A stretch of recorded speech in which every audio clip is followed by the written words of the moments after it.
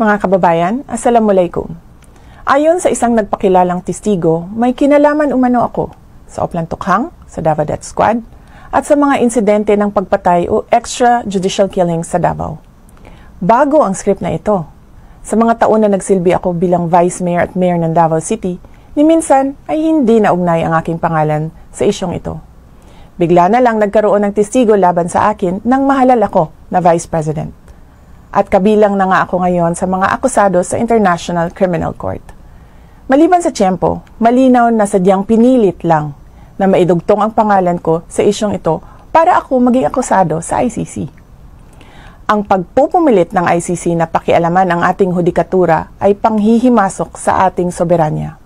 Paglapasangan ito sa dignidad ng mga Pilipino at sa karangalan ng Pilipinas.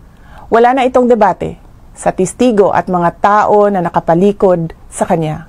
Mag-file kayo ng kasong murder laban sa akin dito sa Pilipinas.